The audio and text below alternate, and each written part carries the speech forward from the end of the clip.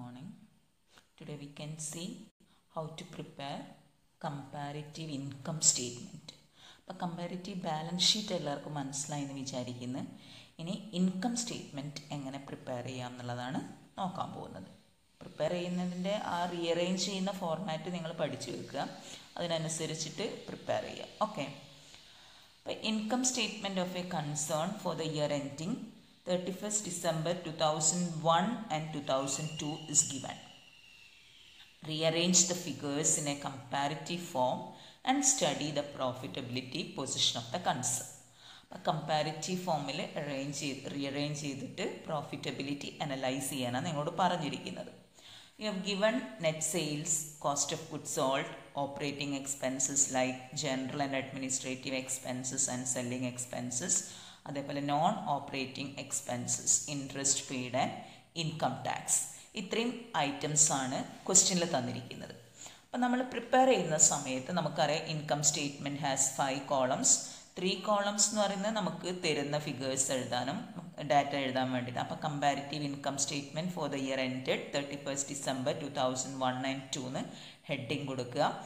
ഇത് ക്വസ്റ്റ്യനിൽ തന്നത് തന്നെയാണ് കേട്ടോ. നെറ്റ് സെയിൽസ്, അതേപോലെ 2001 ഡാറ്റ, 2002 ഡാറ്റ. ഇനി നെക്സ്റ്റ് കോളം എന്ന് പറയുന്നത് ഏതിനു വേണ്ടിയിട്ടാണ്? To compare the figures of previous years ഫിഗറുമായിട്ട് കമ്പയർ ചെയ്യാം. അപ്പോൾ കമ്പയർ ചെയ്യുന്ന സമയത്ത് you will get either increase or decrease. അപ്പോൾ അത് കാണിക്കാൻ വേണ്ടിയിട്ടാണ് ഇൻക്രീസ് ആണോ ഡിക്രീസ് ആണോ എന്നുള്ളത് എഴുതാനുള്ള column. Last column percentage increase or decrease. ഇവിടെ ആകെ ശ്രദ്ധിക്കേണ്ടത് ആ റീഅറേഞ്ച്മെൻറ്റ് മാത്രമാണ്. അതായത് ഞാൻ പറഞ്ഞിട്ടുണ്ട് തുടങ്ങേണ്ടത് ഏത് വെച്ചിട്ടായിരിക്കണം? നെറ്റ് സെയിൽസ് ആയിരിക്കണം. പിന്നെ ഈ ഒരു പ്രോബ്ലം ശ്രദ്ധിക്കുക, എല്ലാം റുപ്പീസ് ഇൻ തൗസൻഡ്സിലാണ് തന്നിരിക്കുന്നത്. ക്വസ്റ്റ്യനിൽ തന്നെ അങ്ങനെയാണ്. അപ്പോൾ ഇവിടെ എഴുതുമ്പോൾ റുപ്പീസ് ഇൻ തൗസൻഡ്സ് തന്നെ എഴുതുക. അപ്പം നെറ്റ് സെയിൽസ് നോക്കാം. 785 900. അപ്പോൾ ഇവിടെ 785 900 ആയിട്ടുണ്ടെങ്കിൽ 115 ഇൻക്രീസ് ആണ്. പെർസെൻറ്റേജ് ഇൻക്രീസ് കണ്ടുപിടിക്കാൻ വേണ്ടിയിട്ട് 115 divided by 785 into 100. So plus 14.65. Then സെയിൽസിന് നിങ്ങൾ less cost of good sold ആണ്. Cost of good sold is given 450 and 500. Cost of good sold also increases by 50 rupees. Percentage increase എന്ന് പറയുന്നത് 50 divided by 450 into 100, 11% increase. Okay, അപ്പം സെയിൽസിൽ നിന്ന് cost of good sold minus ചെയ്താൽ you will get gross profit. അപ്പോൾ 785 minus 450 എന്ന് പറയുമ്പോൾ 335. In 2002 gross profit 900 minus 500, 400. So gross profit increases എത്രയാണ്? From 335 to 400. അതായത് നെറ്റ് ഇൻക്രീസ് എന്ന് പറയുന്നത് 65 rupees ആണ്. പെർസെൻറ്റേജ് ഇൻക്രീസ് എന്ന് പറയുന്നത് 19.4. അതായത് 65 ഡിവൈഡഡ് ബൈ 335 into 100. മനസ്സിലായല്ലോ? ഇപ്പം ഗ്രോസ് പ്രോഫിറ്റ് കിട്ടി. അപ്പം നമുക്ക് സെയിൽസ് എടുത്തു, less cost of good sold ചെയ്തപ്പം ഗ്രോസ് പ്രോഫിറ്റ് കിട്ടി. ഇനി ഗ്രോസ് പ്രോഫിറ്റ് നിങ്ങൾ ഏത് മൈനസ് ചെയ്യണം? ഓപ്പറേറ്റിംഗ് എക്സ്പെൻസസ് മൈനസ് ചെയ്യാം. അപ്പോൾ operating profit increases by 53,000. Percentage increase നോക്കുന്ന സമയത്ത് 53 divided by 185 into 100, 28.65 increase. Okay, ഇനി നമ്മൾ ചെയ്യേണ്ടത് ഓപ്പറേറ്റിംഗ് പ്രോഫിറ്റ് കിട്ടിക്കഴിഞ്ഞ് ഇനി നോൺ ഓപ്പറേറ്റിംഗ് എക്സ്പെൻസസ് ഉണ്ടെങ്കിൽ ഡിഡക്റ്റ് ചെയ്യുക. നോൺ ഓപ്പറേറ്റിംഗ് എക്സ്പെൻസസിൽ ഇൻട്രസ്റ്റും ടാക്സും തന്നിരിക്കുന്നത്. അതിൽ ആദ്യം ഇൻട്രസ്റ്റ് മൈനസ് ചെയ്തോളൂ. അപ്പം net less interest paid. Interest എത്രയാണ് തന്നിരിക്കുന്നത്? 25ഉം 30ഉം ആണ്. അപ്പം interest increases by 5,000 rupees. Percentage increase എന്ന് പറയുമ്പോൾ 5 ഡിവൈഡഡ് ബൈ 25 into 100, 20% ഇൻക്രീസ് ഉണ്ടായിട്ടുണ്ട് ഇൻട്രസ്റ്റിൽ. അപ്പം ഓപ്പറേറ്റിംഗ് പ്രോഫിറ്റിൽ നിന്ന് ഇൻട്രസ്റ്റ് മൈനസ് ചെയ്താൽ you will get net profit before tax. Net profit before tax എന്ന് പറയുന്നത് 160 ആണ് 2001, 2002 208.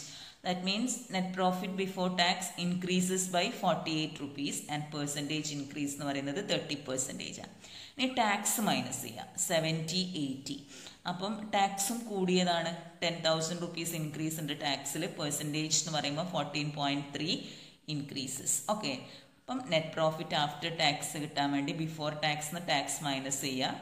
അപ്പോൾ 90 128 വരും. അപ്പോൾ net profit after tax also increases by 38,000. Okay, percentage increase എന്ന് പറയുന്ന 42.22%. ഇതിനി എങ്ങനെ ഇൻ്റർപ്രിറ്റ് ചെയ്യാം എന്നുള്ളതാണ് നമ്മൾ നോക്കാൻ പോകുന്നത്. അപ്പോൾ നിങ്ങൾക്ക് ഈ കമ്പാരിറ്റീവ് സ്റ്റേറ്റ്മെൻറ്റിൽ നിന്ന് നോക്കിയാൽ മനസ്സിലാവും സെയിൽസിൻ്റെ അവസ്ഥ. Sales increases by net sales എത്രയാ? Increase in net sales is 14.65%. നേരെ മറിച്ച് കോസ്റ്റ് ഓഫ് ഗുഡ്സ് സോൾഡും ഇൻക്രീസ് ചെയ്തിട്ടുണ്ട്. എത്ര? 11% ഇൻക്രീസേ കോസ്റ്റ് ഓഫ് ഗുഡ്സ് സോൾഡിനുള്ളൂ. ദാറ്റ് ഈസ് വൈ, അതായത് സെയിൽസിൻ്റെ ഇൻക്രീസ് എന്ന് പറയുന്നത് it is more than the percentage increase of cost of goods sold. That is why gross profit increases by 19.4%. ഇനി അതേപോലെ വേറൊരു കാര്യം ശ്രദ്ധിക്കേണ്ടത്, ഓപ്പറേറ്റിംഗ് എക്സ്പെൻസസ് എത്ര കൂടിയിട്ടുണ്ട്? 8% ഇൻക്രീസ് ഉണ്ടായിട്ടുണ്ട്.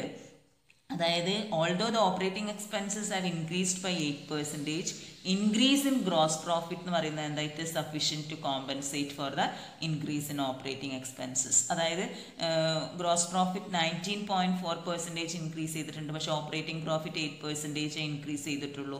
Hence there has been an overall increase in operational profit. Operational profit increases by 28.65% in spite of increase in financial expenses. Interest കൂടി, tax വന്നു, ഇതെല്ലാമായിട്ടും നമ്മളെ ഓപ്പറേറ്റിംഗ് പ്രോഫിറ്റ് എത്ര ഇൻക്രീസ് ചെയ്തിട്ടുണ്ട്? 28.65%. ഓക്കെ, ഇനി നെറ്റ് പ്രോഫിറ്റ് ആഫ്റ്റർ ടാക്സ് എന്ന് പറയുന്നത് 42.22% ആണ് ഇൻക്രീസ്.